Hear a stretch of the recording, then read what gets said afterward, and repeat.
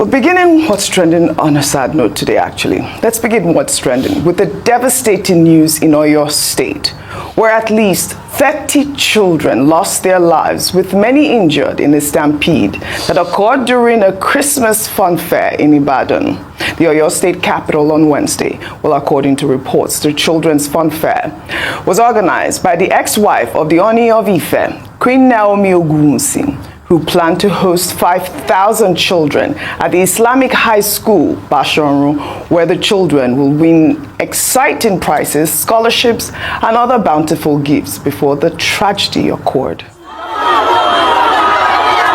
Alessa, bring water. Alessa, bring water, please. Bring water.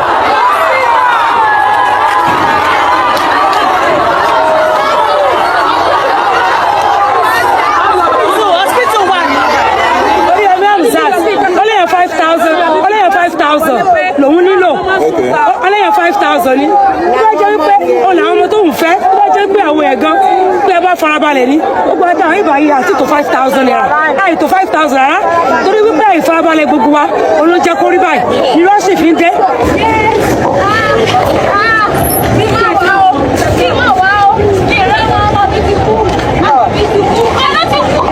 So ẹ ṣe lọ́mọ tẹ́ wá báyìí. Ó kẹ́ ṣe lọ́mọ tẹ́ wá báyìí. Ọmọ kan ti kú báyìí. Nǹkan ti kú wà ní stage báyìí.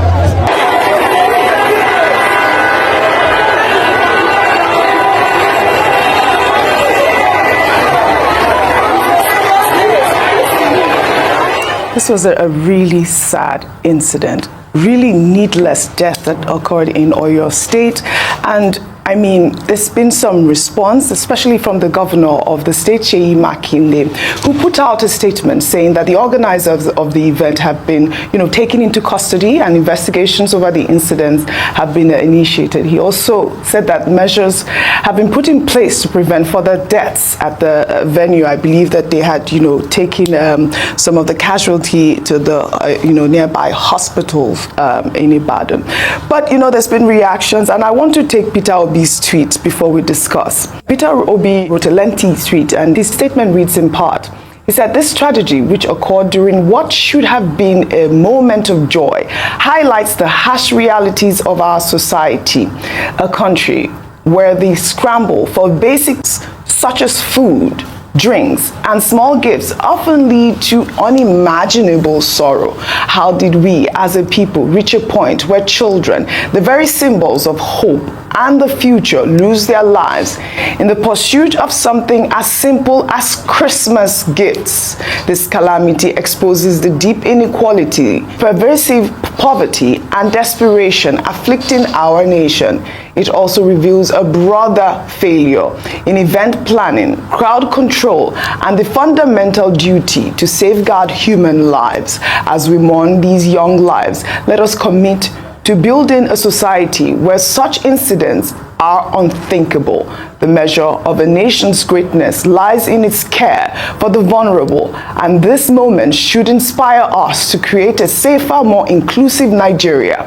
We owe it to these children to ensure their deaths inspire lasting change." I mean, the part of Peter Obi's tweet where he mentioned failure of event planning. I believe the organizers of the event, like I mentioned, one of them was the ex-wife of the Oni of Ife, who had, put out a statement at a radio station saying that, she was inviting children. I believe there was 5,000 of them, and 7,000 showed up, if you saw that crowd there. And, at the time when the stampede occurred, there was no sort of, safety measures to guard these children. They were children between the ages of, infants to 13 years old. Ayo. This is such a sad news, and first of all, our condolences to all families affected, and of course the governor of Oyo State, who has responded very swiftly to this incident. An eyewitness report from one of the parents in the Nation newspaper said that they'd arrived as early as, a lot of people had arrived as early as 5 a.m. 6 a.m. So there was a crowd already in front of the gate. It was when the gate was open. And you know, I'm sure many of us in Nigeria have seen things like that, where a lot of people are pushing against the gate because there's so many people outside. So once the floodgates open, as it were, people just rush in massively.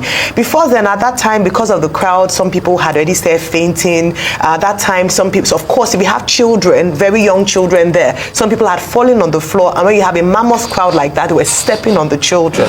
And unfortunately, they lost their lives. It raises a lot of questions. And I'm glad that we've spotlighted the impact of poverty on people's reactions and response. 5,000 naira for 5,000 children was such a big deal that a mammoth crowd beyond 5,000 emerged. So the organizers should have taken that into context, knowing that since they didn't have any measures in place, whether a ticket, an armband, or a pre-registration, there was a possibility of an oversubscription of human beings coming there. What provisions did they make in the events that they had more people than required there? Maybe the first question to ask was the venue capacity.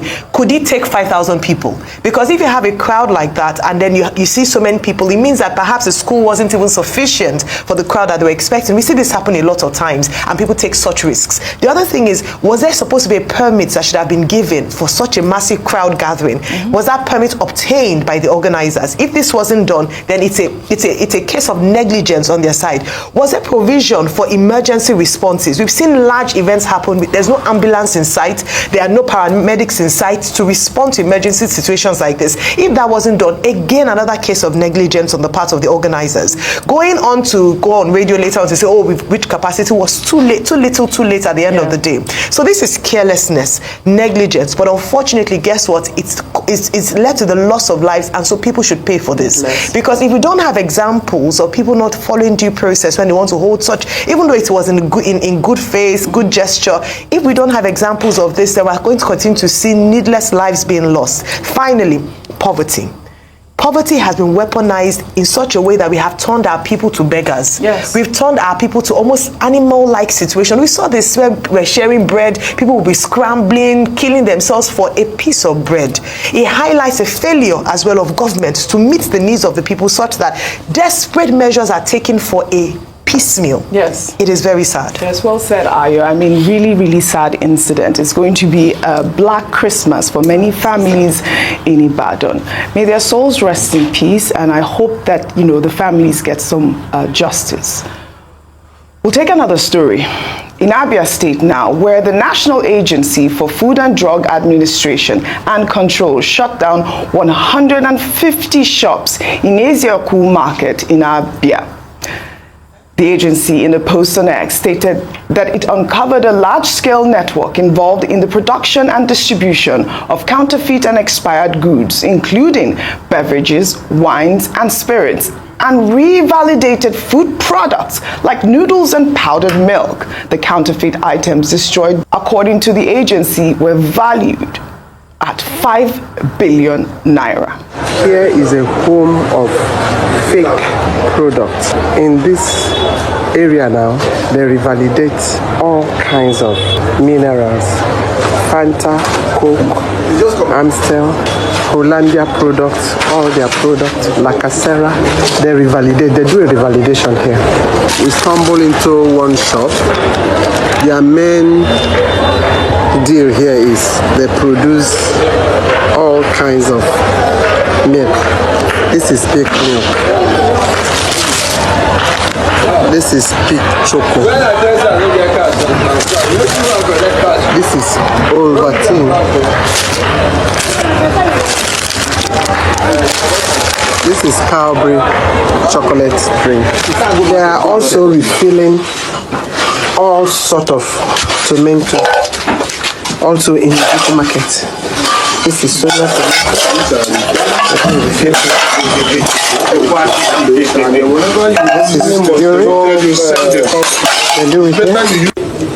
This is golden penny vegetable oil. It has been repackaged here. This is it. You can see the liquid ones and the particles inside. This is a warehouse of, wait, they do repackaging here. Oh my God. Well, kudos to NAFDAC. This was a 2-day raid. I mean, I cannot imagine the amount of people that may have been affected by these fake products. Unbelievable. I believe NAFDAC said that Asia-Cool market is a hotspot for counterfeit and, substandard products. They said illegal activities persist in that market despite, an agreement that was signed, I believe, back in December 2023 to combat and expose counterfeiters operating in the market. I would like to take a tweet really quickly before we discuss. This person wrote, most time, it's the products that it sees. What happens to the producers of these fake products? Until the producers are jailed and the properties used for the production is also confiscated, there won't be an end to these evil practices. Rufai. Truth has to be said, and please, this is a Nigerian killing fellow Nigerians. Yes, it's not government. No. It's not Tinubu. Because when we blame government all we can, we forget that some Nigerians are dangerous people. Very dangerous. In the words of somebody, dangerous. Very dangerous people. And this must be stopped. And kudos to NAFDAC as regards this. But that tweet is also important. Because what happens, Audrey, is it's always the foot soldiers they arrest. There are some key people in this country. It goes back to the concept of big manism. There are some key people that are in the vanguard of things like this. And like we're discussing, it also brings about loss to those companies. Manufacturers have been complaining that they can't sell their inventories. So apart from the economic condition, these people are also shutting away businesses and they're killing people. And this is what gets into the markets. Just look at drinks. Just imagine people that have consumed this. I remember when Dora Akuliye was alive. You remember the case of paracetamol that was chalk and other drugs like that. So these are Nigerians, and we would like to plead, please, do not destroy the lives of others. Because what goes around comes around. Somebody close to you might be the one buying these counterfeit products you're putting out there. Absolutely. And also, the market leaders too should be brought in. They have associations. Yes. They should be brought in this advocacy to be able to smoke people like this out. The police too. Yes, they need to do a lot as regards smoking these people out. We need to see justice done. And the ecosystem must be shattered. Absolutely. Especially people that are selling the raw materials to them, the containers to them, and the entire ecosystem must be shattered. Yeah, and I say that it's not the case that they will just report this now and we'll forget it. Yeah, 5 billion naira worth of goods. Dr. Patti, this is not the first time we are seeing this incident. And it might not be the last. And like you said, it might not be the last. But I really like that tweet. We are seeing this confiscation going on over and over again, but no naming and shaming of the perpetrators of this crime, Dr. Patti. Okay, the naming and shaming of the perpetrators is important because this is not the first time it has happened, and it will happen again. People selling fake products, people changing expiry dates, capitalizing on the general ignorance that is abroad within the country, to the extent that when people even buy items, they don't bother to even check whether the item has expired or not. As long as it looks like what they are looking for, they just go ahead and buy it. Now, the real public danger that is involved here is that it has to do with public health. Only God knows how many persons have had, what do they call it, food poisoning, or, have died as a result of consuming expired products of various categories. Now, that's why the intervention by NAFDAC is important. But is it possible for us to have a culture of, standards, of respect for standards in Nigeria? We have NAFDAC in the Food and Drugs Administration category, but we also have the Standards Organization of Nigeria. Now, there's something they talk about in Britain. They talk about the British standard. It even applies even to the quality of a ballpoint pen that is sold. People who know the system will tell you, no, it's British standard. They make it sound like that British standard, unless it exists, it will not work. Do we have such a standard here in Nigeria? Despite the fact that we have the Standard Organization of Nigeria. It should be taken for granted that there should be a standard to anything, whether it's a drink or it's a it's a piece of machinery or whatever. The other problematic part is that, look, in this country, we always blame leadership. Oh, leadership is the problem of Nigeria. Chino Achebe has written a book, The Problem with Nigeria. Look, what we have seen here is a clear demonstration that followership is also a big problem in this country. Nigerians are very wicked, sadistic set. I mean, come on. Look, if they have an opportunity to take advantage of you, the average Nigerian will take advantage of you. Look at how people drive on the streets. You run into any kind of a challenge on the road, your fellow Nigerian will be looking for how to exploit you.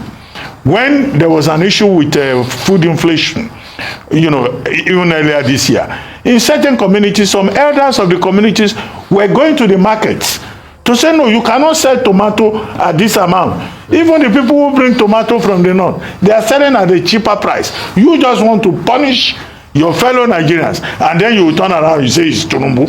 You say it's Tinubu. How is it Tinubu? If you people yourself, you know, you are very exploitative and very cruel people with a mindset. Yeah. So, and that's why national reorientation is very important. To tell, to educate, to reorientate Nigerians that we are all in this environment to survive together. They call it Ubuntu.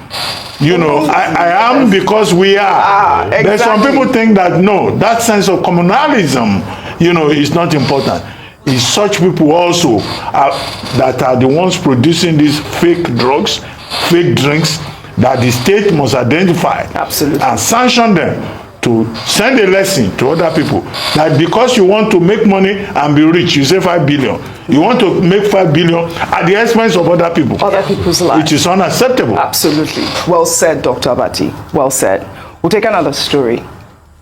On Wednesday, President Bola Ahmed Tinubu presented the 2025 appropriation bill of 49.7 trillion naira to a joint session of the 10th National Assembly in Abuja. While concluding his presentation, the president mistakenly addressed the joint session as the 11th National Assembly. Well, a lawmaker immediately corrected the president following an uproar by the sitting members. While reacting to the lawmakers, President Tinubu said the error implies that members of the 10th Assembly were all re-elected. Let's take a look. I hereby present the 2025 budget to the joint section of the 11th National Assembly. 10th? I wrote 11.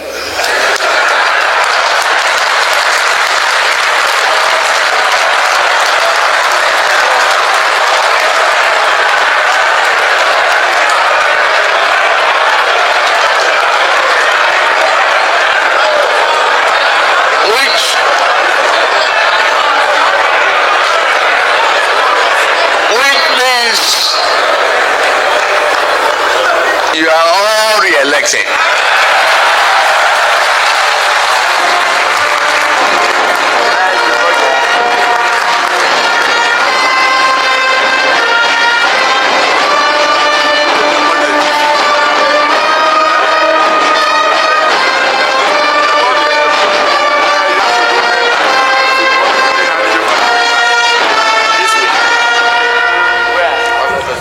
On your mandate, we shall stand refine. Ayo, what happened to the president here? I mean, So I watched the live broadcast. Okay, and I saw that. So immediately he said, first of all, there were many cringe moments, you know, at the yesterday that I thought maybe shouldn't have happened. For instance, the singing of "On Your Mandate We Shall Stand," almost like an anthem. You know, I'm sure that we have a diverse mix of people in the House, not only APC members. So it'll be interesting to see what the other party members have to say, or their parties have to say about them. You know, all of them singing on their mandates. But aside that, the moment he said 11th, I thought, no, I'm sure this is the 10th Assembly. Assembly, and immediately, in fairness to the president, immediately he was able to catch himself when they said, when there was like heckling. What was he supposed to do? I don't understand. He was smart, like his comeback was smart. So him saying you're all re-elected was a comeback to say that maybe he was being prophetic by saying that if he was speaking to the same set of people in the 11th Assembly, then it must mean that they were all elected. The president has a great sense of humor. Yeah, he has a great sense of humor, and he has, so I mean, kudos to him. But I do think that whoever wrote that speech ought to get an official query. But he come back for the person that wrote the speech. He's a good team player. I mean, maybe to say the least, there are lots of speeches that purely under this administration that have been written that are just lies. Too much lies. Which one can I remember? I mean, we're talking about one today when we were talking about the fact that they are cleared ways and means, which was not true. In fact, another one they said we have brought in FDI of 25 billion, which is not true. There are many things. So, but like Ayo said, he gave a good comeback, but he's not the one that's going to determine if they're going to be re-elected. I'm sure those lawmakers know that they have to go through a very strong electoral process and everything. And on your mandate, we shall stand thin. It's distasteful, I should say. All right. But you're also making the point as regards, there are other varying members of National Assembly. Yes, but also in the National Assembly, where most of even the Labour Party lawmakers have defected, they have defected to the APC, and nothing is happening. Yes, that happened. And that's the shocking part, So you see that people will just be defecting in this country. You will go on a platform, you will fight for an election on a platform, then you will defect. Then nothing will happen to you because you are in the party. All right. Dr. Abati, it was for me the round of applause when President Tinubu said that you are all re-elected. I mean, what were they trying to, are they excited or are they just trying to cover up the hole? Well, humor is part of the tools of politicking. And I think that the president was being humorous there. Yes. He knows that these politicians, all of them, members of parliament, belong to different constituencies. And they will either win or lose in 2027, essentially on their own steam. He's not in a position to dictate whether they will come or not. Yes. And that was why they all laughed and all of that. Now, the people who sang on your mandate, we stand, it's commonsensical. Even the British Assembly, in the House of Commons, if your party is in the majority, they will hear you. They will even crowd out. Do they play No, they may not sing. In the parliament. But they can stand, they can clap, they can say here, here, and they will crowd out the opposition.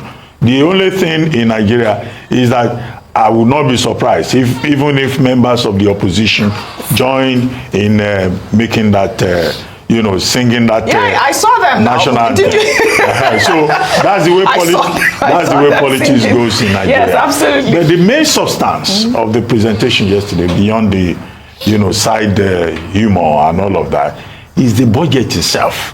It is the budget that we should all be concerned about. And some of those issues, we have raised them in our conversation with Tanimu Yakubu. Issues about are they going to fund the budget? The distribution. Why is it that defense and security gets lion's share? Right. What is actually, the projection for 2025?